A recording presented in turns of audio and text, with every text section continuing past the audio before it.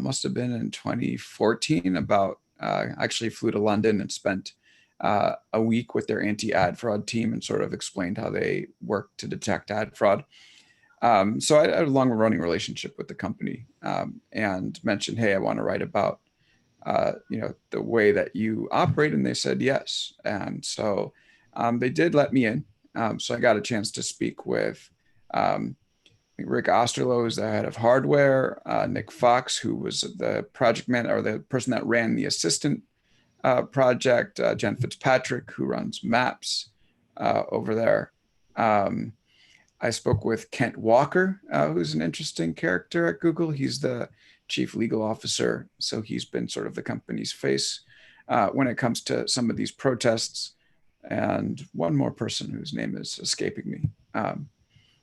But yeah, spoke to a lot of folks inside the company, and then also plenty of people outside as well. Yeah. Oh, sorry, was telling me something. With their culture of collaboration, it's really interesting. I mean, they've obviously built a lot of these collaboration tools, and it's very easy to use, and like they take some pride in using those systems. But I think, the idea of like being open, and having everybody operate on the same page, I mean, that's a mentality that I would imagine like not everybody comes into Google has. So from like a, mental state perspective and making sure everybody was like mentally on the same page on like, hey, like always be transparent, like your documents are just going to be accessible to like everybody in the company and people are just going to set up meetings with you. Like how much of that is just finding like culture fit and hiring the right people, and how much of it do they have like trainings for? Oh, so there's a great story inside the book where this guy Matt McGowan is there, and he's building this presentation in Google Slides, which is their form of PowerPoint, and he's going there trying to figure it out. And all of a sudden, he sees his team jump in and start adding and changing the document, putting their suggestions. So I don't really think you can come in with any real experience having done that, at least like when he came in, which was a couple of years ago. Now, some organizations work this way. So I do think that it's something that you get taught. It's interesting. The culture sort of imbues this sense of, we're going to work and collaborate on these things together in a way that, not many do. And so what he said was initially when people started jumping into his document, he took a step back and he said, oh, I don't really feel very good about this, and then eventually he saw how things were building and how things were changing and said, okay, actually, this is working out pretty well, And so once you get used to that and see how things build, that's when I think people inside Google come to the realization that, oh, this is, a more effective way to work than the way that they've been working beforehand. Yeah, I mean, coming from like, I've historically worked at very large companies, and there's always this weird sense of like ownership, right? Or, the idea of like, oh, sorry, that's my daughter. I need to stay still like a T-Rex. Okay, sorry. Ian, do you want to take that? Yeah, I'll take this one. By the way, YouTube is live, so everyone is now watching on YouTube as well. Who is? And I guess so. I guess one of the questions that I have for you is, I've spent time, much like Orchid has, not necessarily working inside of organizations though, but working with larger organizations. And I think I might have mentioned this maybe in the last week, but Google, like they invent so much, right? And they spend all of that time inside of their own products. How do they invent so much, right? Like, because I think like so much comes out of people inventing their own products. Using their own products, including the story that you have about the, the way that AI kind of emerged out of Google, as opposed to the way Google Plus was built inside of Google. How does the culture of invention happen when so much of the culture at work is happening inside of that bubble? So can you ask that in a different way? So yeah. So it's like, normally when you want people to invent stuff, you say like, go out into the world, see what people are using, get inspired, and then come back and build. But in Google's case, they spend all this time literally inside of their own stuff. Maybe that's because everyone in the world is using their products too, but that's not necessarily the way to get like kind of invention stimulus. Yeah. Okay. That's a good question, right? Yeah, so their culture is definitely run through the tools that they have. So they run with an open Google Drive where people can search through different documents, with limits, but they run through this drive.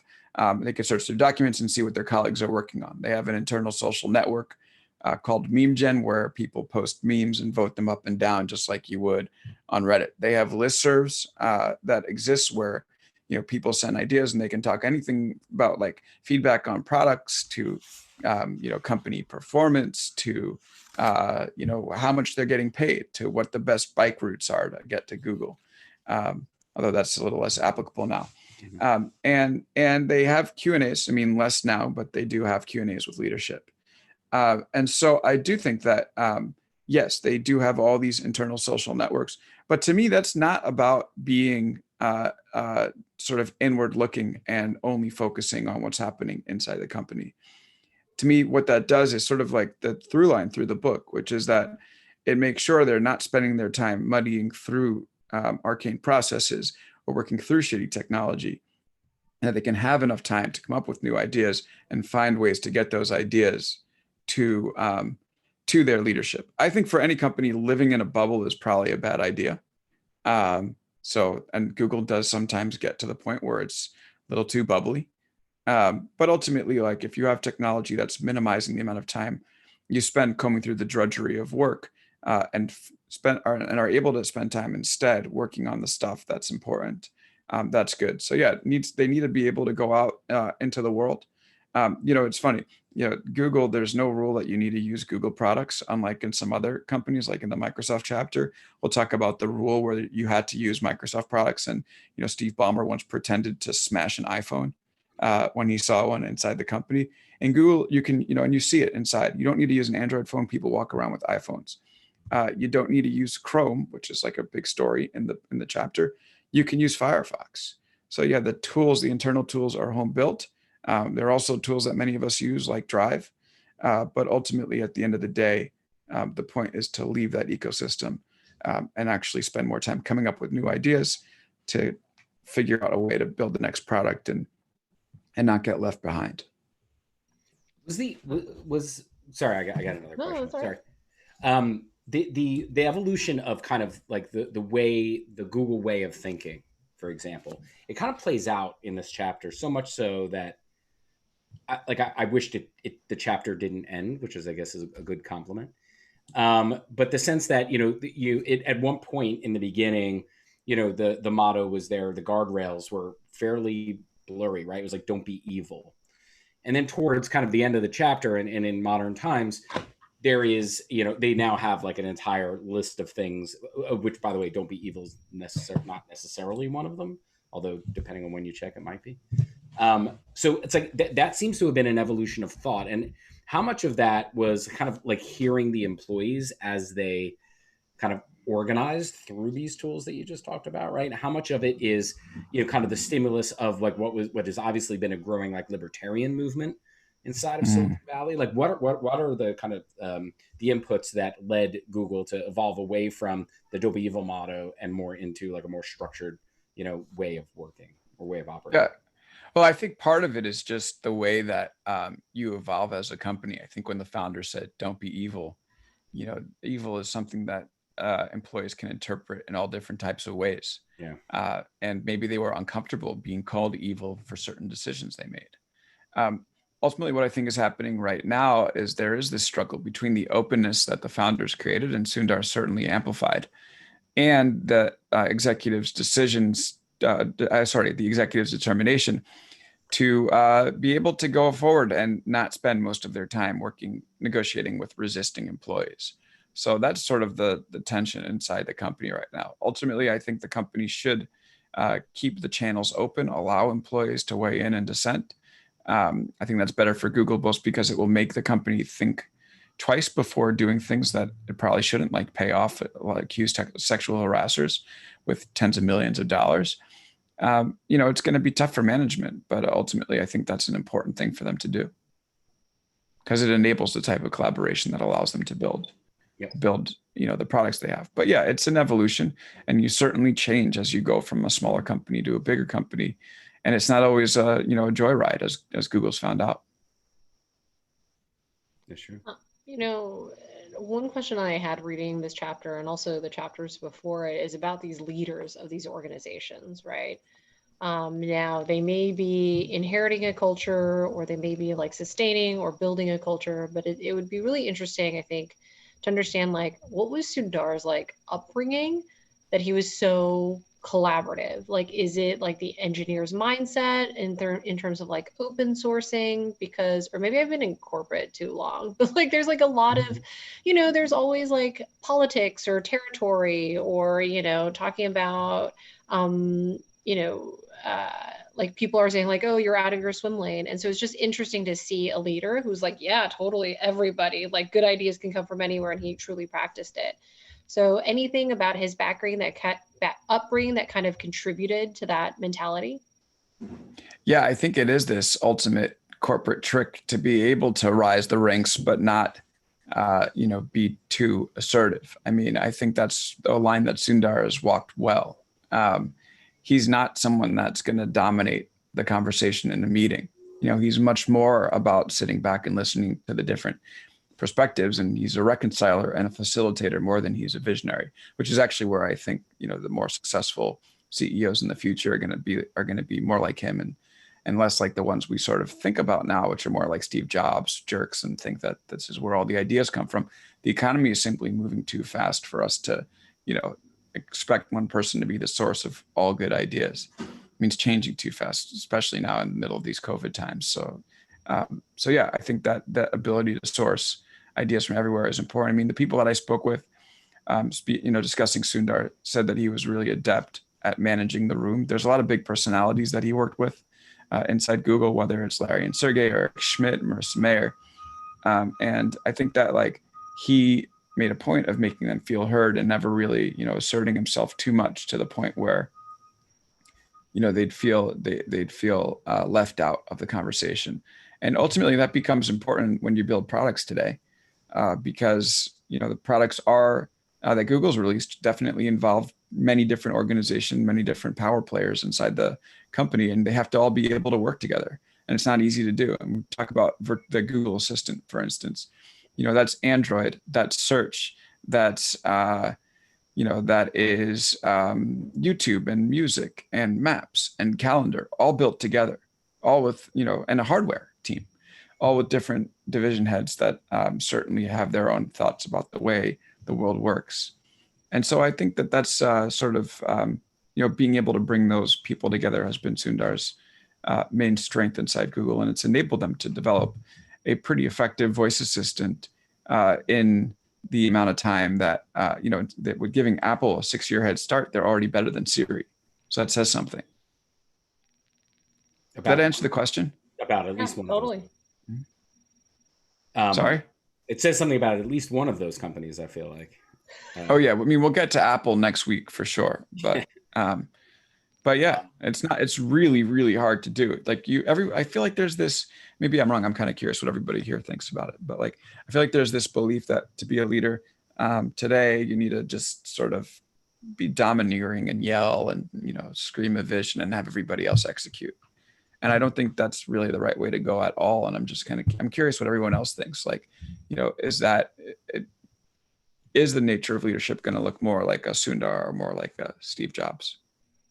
Yeah. And by the way, plug for anyone who has a question or thought on what Alex just said, just plop it in the chat and we'll get you up on the stage here. I have a question about Sundar, and this is a very specific question because I'm curious, having been around the internet for long enough to feel like I saw everything. With the way that you framed his approach to the Google toolbar, right, with Adobe, feels to me like rewarding somebody for inventing like adware, right? Like basically this was like, hey, like whatever it takes, and maybe that's what the strategy was, given staring down the barrel of Microsoft, right? But it seems like that was that way of getting Google Toolbar. Yes, maybe a lot of people wanted it, but it also meant a lot of people who didn't want it also got it. Like, was there ever any like moral conundrum about like adding an install, like a browser install bar that was collecting data at that time? I think you've picked on, as we've done on in all of these calls, you sort of hit on like the one part of the chapter, which I think does deserve, the, sort of examination and questions the thesis, right? Yeah. Like in the preface of the book, I say, this is not a book about growth hacking. But what Sundar did with Toolbar, where he essentially put it in the Adobe install package, and if you installed Adobe Photoshop or Flash, you'd get the Google toolbar, which would go on Internet Explorer, and more than 60% of Google search ended up coming from that toolbar. Yeah, so that is certainly a growth hack. There's no question about it. I mean, same thing with Chrome. Like Chrome began as a growth hack. So in that sense, I sort of don't really hold that up as an example of what a leader should be doing. Like, I think that I did use that as an example to talk about how he could bring together people with disparate interests, Google and Adobe. Also, how he could, how he used those relationships to get Chrome to like give this starter to Chrome. So Chrome got into enough people's hands where word of mouth worked. Ultimately, I think it would have been okay if they didn't, use these tactics. Chrome is such a better browser than anything else. Probably would have taken off no matter what. I use that one as a story to sort of illustrate the way that Sundar works. But ultimately, putting toolbars and install packages is not really like the type of practice that I would hold up and think are really worth emulating. Or saying like, make that guy the CEO necessarily. Yeah, well, it's interesting. It helped. I think like when you work on a book like this for a couple of years, you continue to learn things as you go, if you open your mind to it. And actually, just a little story about the way that the book was developed. So I wrote the whole thing, and towards the end, I did a story for BuzzFeed. When we were already basically final manuscript, I did a story for BuzzFeed looking at the incentives that they use inside Facebook to evaluate project managers. And a big part of that was hitting a metric. And the metric is almost always, did you grow your product? And if you grow your product, then your evaluation gets, you get good marks on your evaluation, you get a good raise. And I think that, because of that, people inside Facebook cut corners, put growth of the product above all. And that's where they ended up getting into some shit.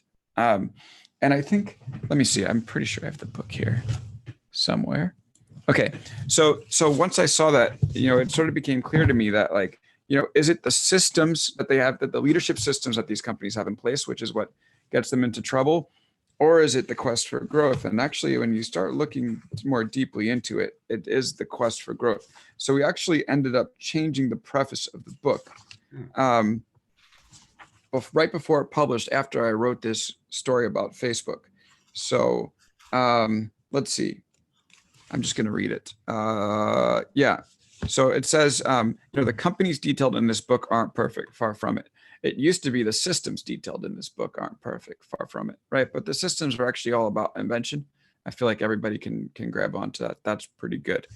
Then I say, in their unrestrained quest for growth, they've worked their people to the bone, missed obvious abuses of technology, and retaliated against earnest dissent.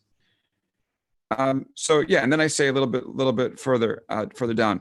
So to state it for the record, this book is not about growth or growth hacking or beating down smaller companies. It's about creating inventive cultures, which I believe everyone can learn from. That was almost the last thing that we added inside the book. And everything, it sort of came into focus once I did that I was like, okay, now this is sort of, everything that I've been talking about has been about invention, not about growth hacking. So we got to put a clear line in the preface, not about growth hacking. But the one thing that remained was that toolbar story, which actually comes from this book, Measure What Matters, from John Doerr, who also in the next little bit of that talks about how YouTube actually wanted to grow. It's all about OKRs, objectives and key results, again, measuring towards a metric. And the next section of that, he talks about how YouTube was monitoring, was optimizing towards hours of time watched, which of course, what do you get? You get total shit that's going to end up being shown on YouTube because of that. So in retrospect, I'm really glad that we added that line in the preface. And I also think that another sentence probably could have helped to explain the context of that Google Toolbar story, because what you pointed out is spot on. It's certainly like, part of the problem, not the solution. So that's the best I can say on that one, but it's a very good point. We're good, or should we? Yeah, should we kick it over to Hal? Yeah. Hal, do you want to chime in here? I'm going to do you the honor. Hey, Hal, good to see you. I'm glad the IU campus hasn't changed at all since last week. I know, it's still the same green law, right? It's awesome. Spring has sprung. Yeah, that's pretty great. That's Props awesome. to the landscapers. Yeah, I know. So I've got an answer to your previous question. I've also got a question for you. So you mentioned sort of this nature of leadership feels like it might be moving more towards like this Sundar Pichai model more than the Steve Jobs model. Mm-hmm. I'm just going to agree with what I think you're saying and just say Mhm. that I really from the bottom of my heart think that it's moving toward the Sundar Pichai model. Mhm. I don't know. I mean, like you said, the world is getting so complicated that no person can get all the information themselves that they need to operate. So, like putting yourself in the middle of a network seems to be the only way to do it. And it really reminds me in the book of that cartoon that you put in there, which is one of the coolest things in the book of how these different companies operate. Mm-hmm. It just really sort of makes me think, which ones of these are more. This is kind of question number one. Which ones of these are more amenable to becoming that kind of a node in the network leadership, and how do you think that'll affect their success going forward? So that's kind of my first question. The second question I've got for you is, when I read about Google's openness, you write about it, all these open Google Docs, things like that, I immediately thought about Apple and how secret it is about so many things. But there are also lots of things that Google needs to be secret about. So like, new products, new designs, things like that. So how does Google balance those two competing objectives? Those kind of two questions there, very different. Sorry if it's too much in one. Yeah. Okay. So first of all, yes, I agree that this is the way leadership is going. It's part of the reason why I wrote the book. I think that if you have CEOs that focus more on elevating people's ideas than enforcing their own personality on the companies, they're going to be more effective and be able to keep up with the changes. So I like how you describe it, a node in the system versus sort of like the forcing function. I think the interesting thing about the tech giant CEOs is they're all like that, except for maybe Tim Cook. And that's the point, like, because the way they lead is they build these systems to elevate ideas. So you can sort of see that, like a person like Zuckerberg, obviously he's the one that runs Facebook and decisions end with him, but he'll still do everything he can to make sure that he sees all the ideas out there, understands all the data before he makes the judgment. And again, like, to me, I think that like these systems are really good at getting ideas to judgment incredibly quickly. Bezos, similarly, he didn't write the 6-pagers because he likes to see himself write and wants everybody to see his thoughts. He put those into action because it's the quickest way to get a manager or some decision maker higher up the chain up to speed on a product to make a quick decision about it. And I think we'll talk a little bit on the Microsoft chapter about how Satya Nadella has changed Microsoft from a culture that doesn't really value that to become a leader more in the mold of Sundar. So I think he's the model. Okay, and what was the second question? It was about Apple? Yeah. So the second question is really, thanks for answering the first one. Oh yeah, okay. I think I remember it. It's about Apple and when do you? So why don't you go ahead and ask it again, and we'll get. Yeah, the question is really, what are the limits of openness? How open can Google be before it really starts defeating itself when it comes to trade secrets, privacy, and other matters? It seems like there's a balance between innovation and hive mind than some of those other factors. Yeah, there are certain things that I understand that are industry secrets that Google might want to keep under wraps in a company of tens of thousands, maybe more than 100,000 people. The Google search algorithm, for instance, is not something that you want to keep available to the rest of the employees. So, but I think that when you really get down to it and start examining what you need to keep secret versus what you can leave open to the company and allow them to examine and collaborate and read up on things. Ultimately, like, you know, you don't want personnel files out there, for instance. I guess in most cases, but you know, I feel like the vast majority of stuff is fine to be, you know, open and drive. Like I think about my drive, and you know, what number of documents would I not want accessible to my colleagues? I mean, maybe one, you know. So, and I guess that's unique because it's journalism. But yeah, I like wouldn't want my sourcing document available to anyone else. But you know, drafts of my stories and plans for projects, like by all means, people should, you know, read through them and share ideas to make them better.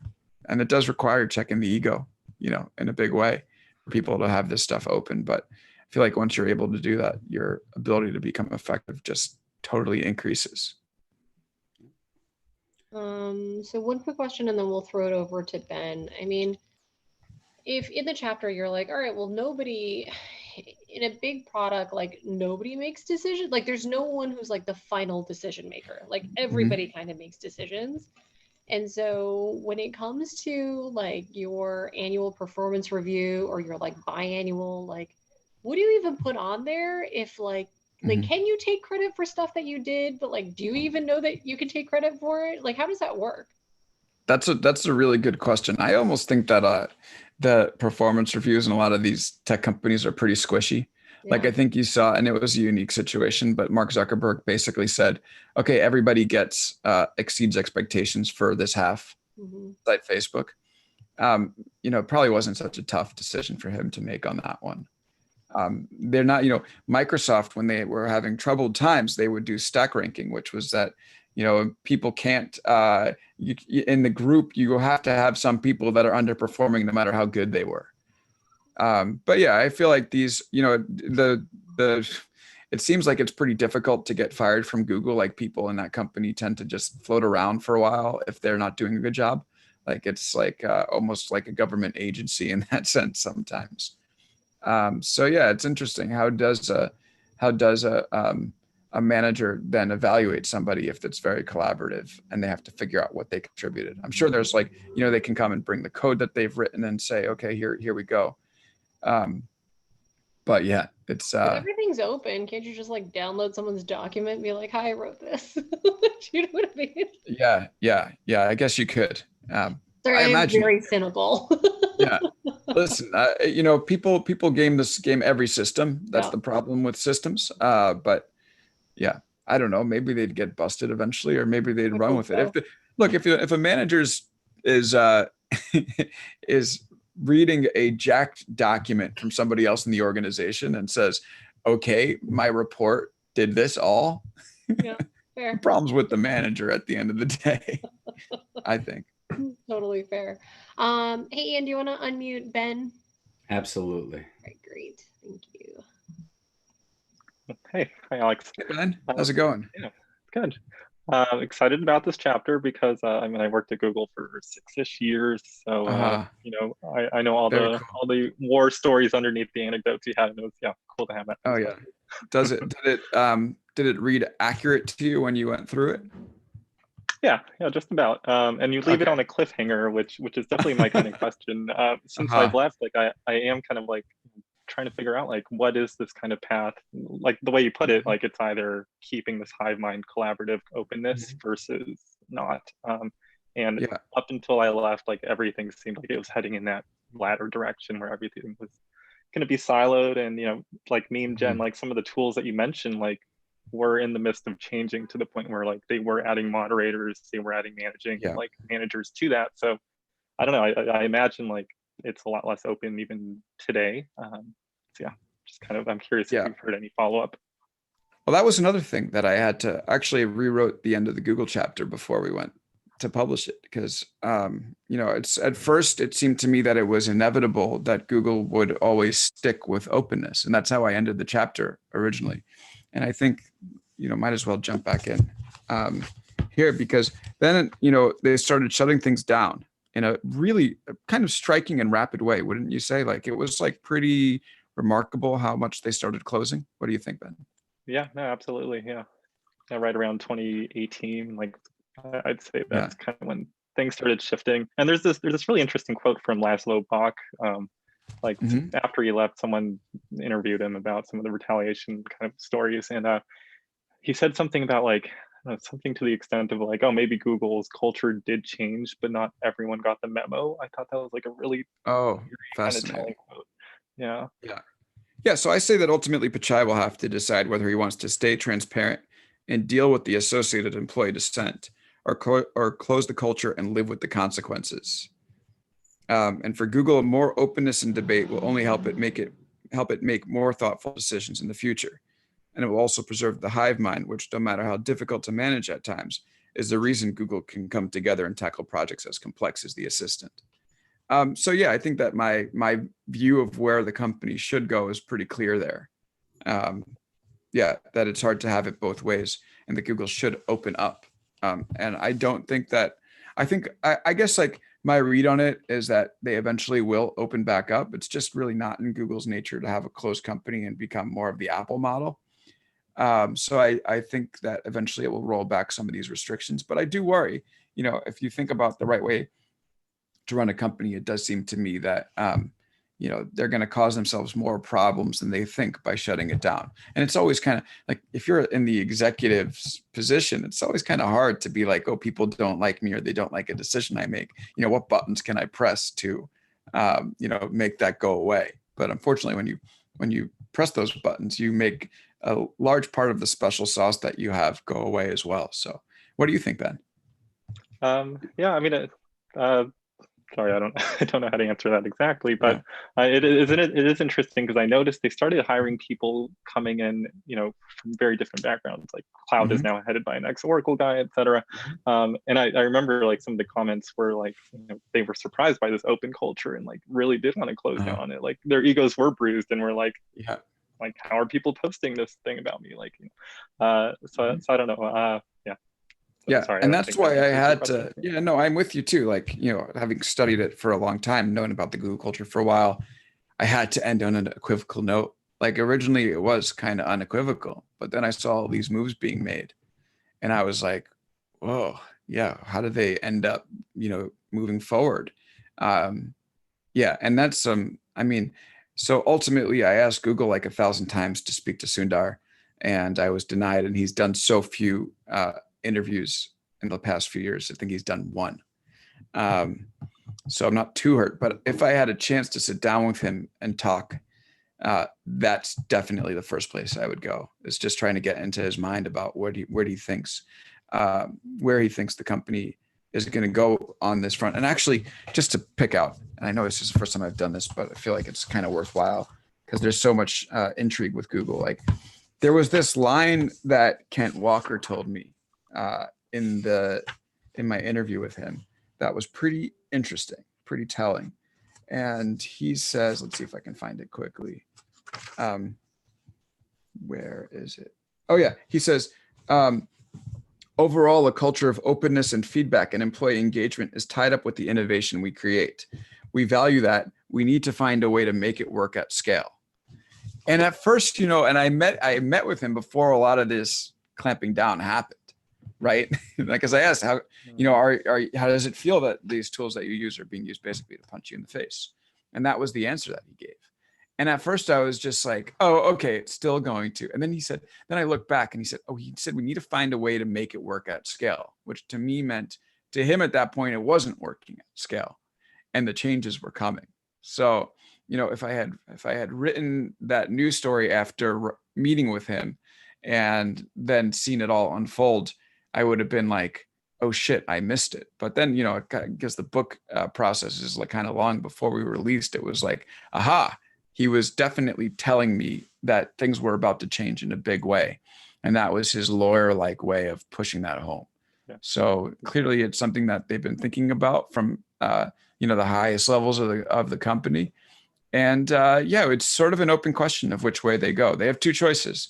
Shut it down and lose the ability to collaborate the way they have, which would make doing what they do much harder, or keep it open and deal with some of the dissent. But ultimately, I think they only stand to gain if they keep it open. Hey, Alex, I have a question for you. Then I want to get to questions from Josh and Lynn. So kind of taking it from where you just left off there, what I find interesting about most of the companies in this book and I guess I would include Microsoft in this because they have a strong gaming division, is that they're also in the entertainment business. And that is a completely different culture, right? Like, so anyone who's worked like for a week in that business, probably like all of a sudden like can't fit into most other places for a lot of different reasons. So, with YouTube operates like a little differently than a lot of other areas inside of Google, down to like some of the people that they hire. Like it's like Lior Cohen probably would not fit into many other areas inside of Google other than being chosen as the person to run YouTube Music. He wouldn't fit into many companies at all. Right. Exactly. Other than ones he creates. Right. So like, that's right. How is there a silo around YouTube? Because I think a lot of the areas of criticism of YouTube and the way they've operated have been around, like, is it run by engineers or is it run by media people? Are they a media company or a technology company, an ad platform or an entertainment platform? So I'm curious, like, if you bumped into that in your reporting on Google.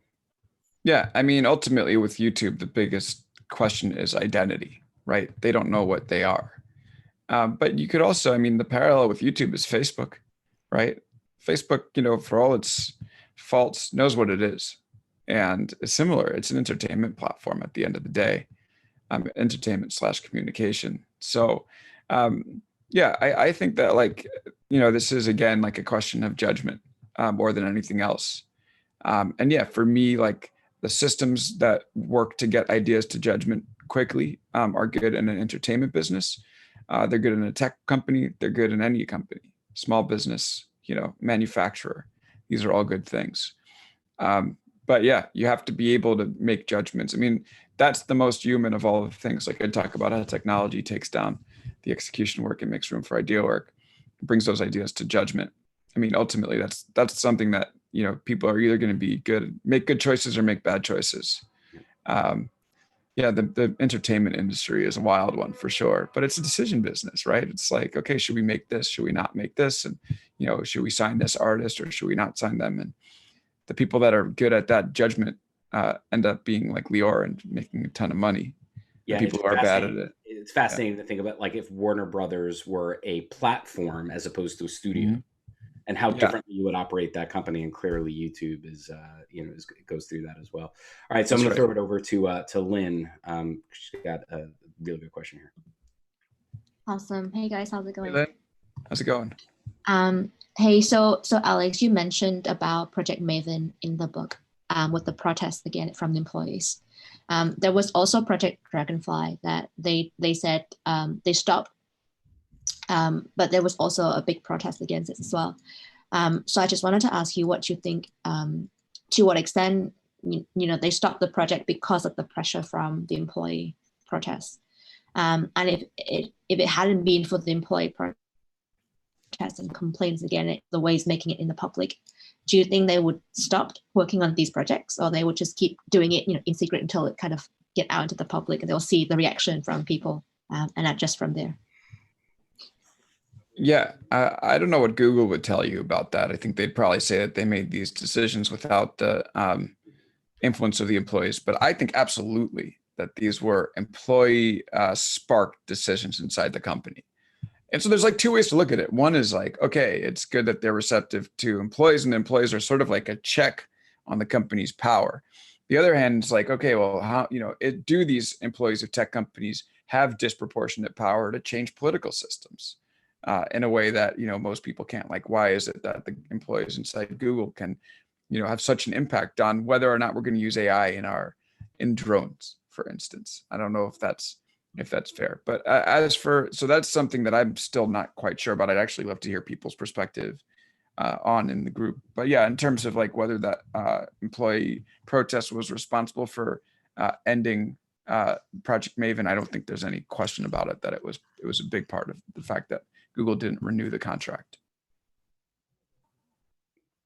Cool. And we've got Josh here with one as well. Josh, you're up. So my context for Google is a lot in their ad space, where we talked a bunch, and that's where most of their business is. Something like 80% of the business comes from search and ads. But when we talk about Google as a business, we talk about all of the fun things they do, like AI and weapon systems and Google Docs. So I was sort of wondering if this thesis that like bottoms up architecture has enabled Google to succeed, and we talked about all those other things, but those things aren't their core business. How Mhm. has that, like, what's that? How does that thesis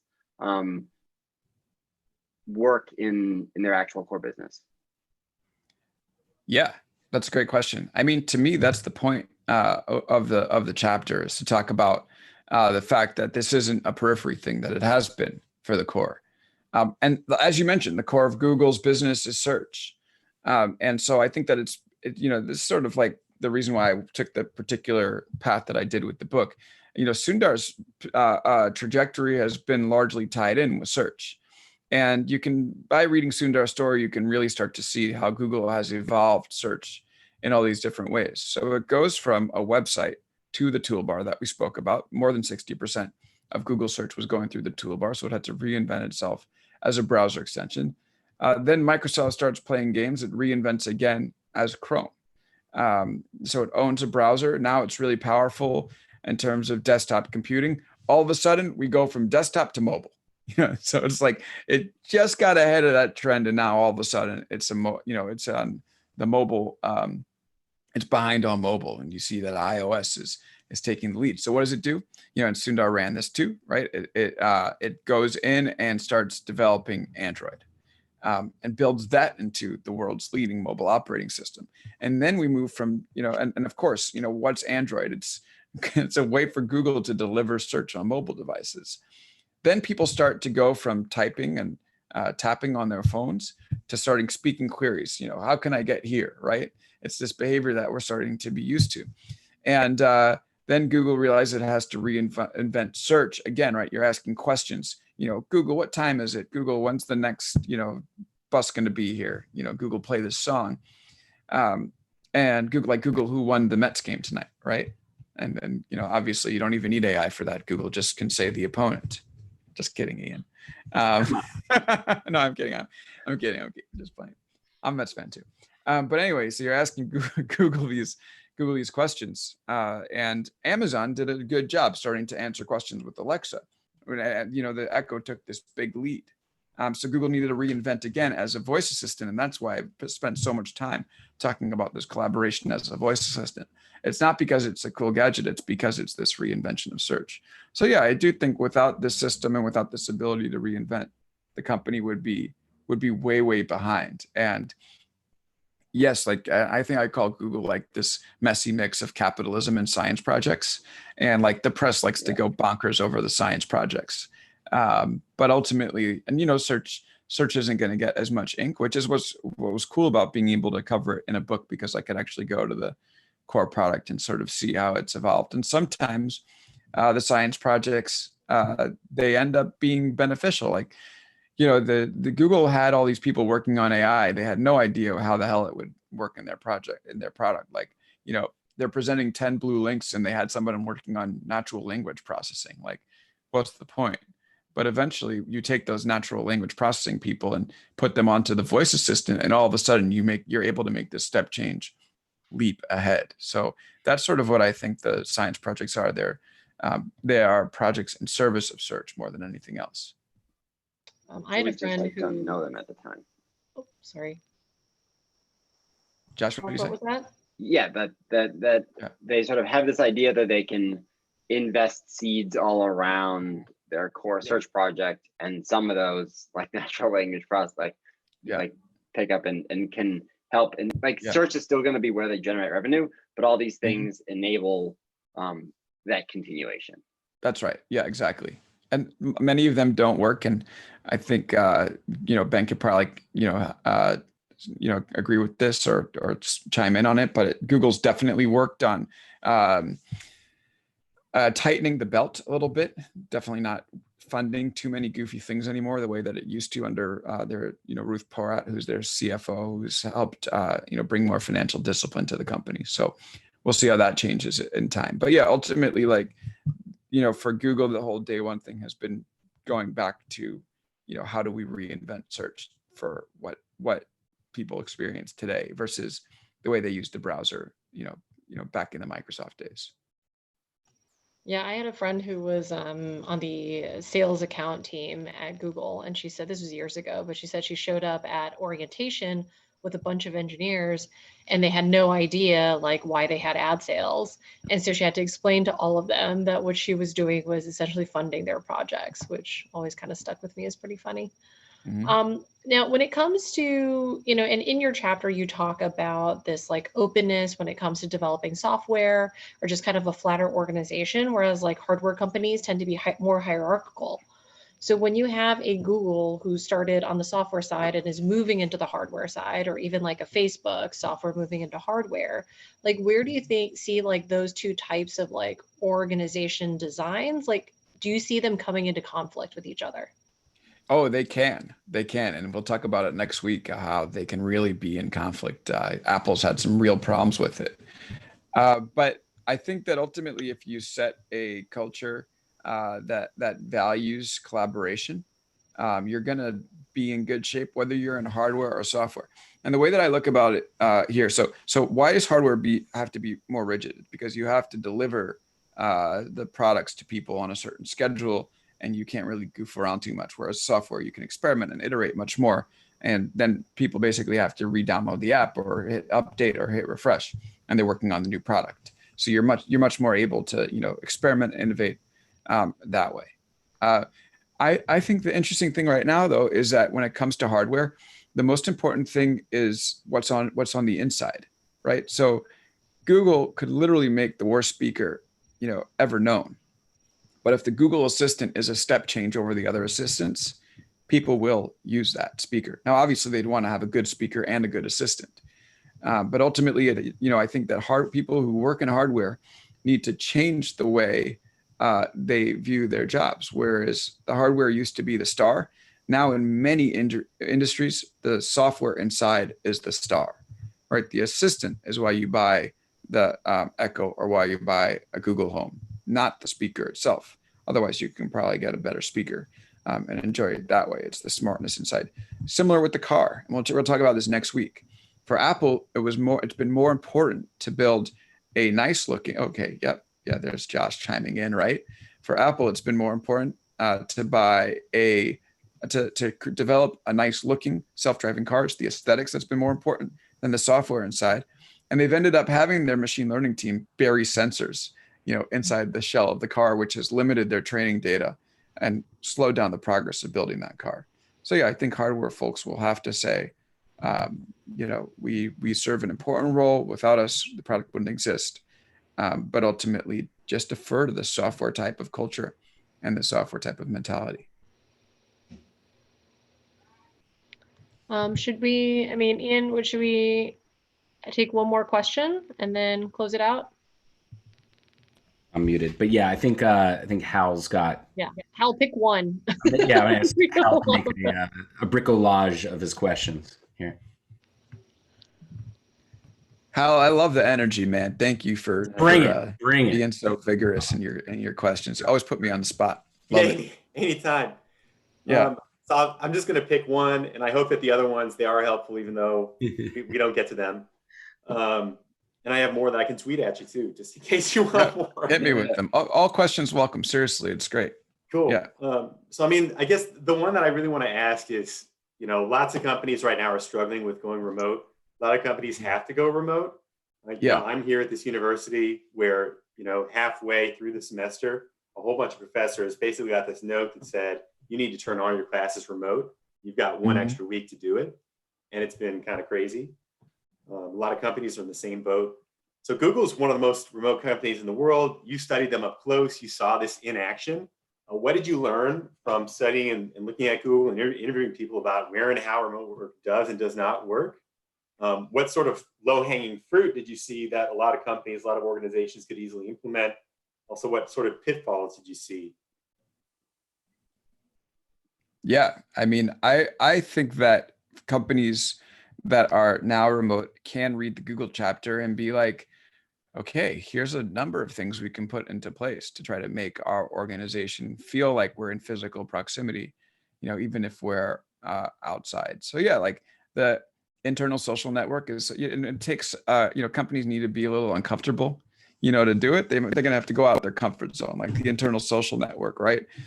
Is interesting. It sort of creates this culture thing. I mean, yeah, the listservs are interesting. Holding Q&As, even if people are distributed around the world, helps.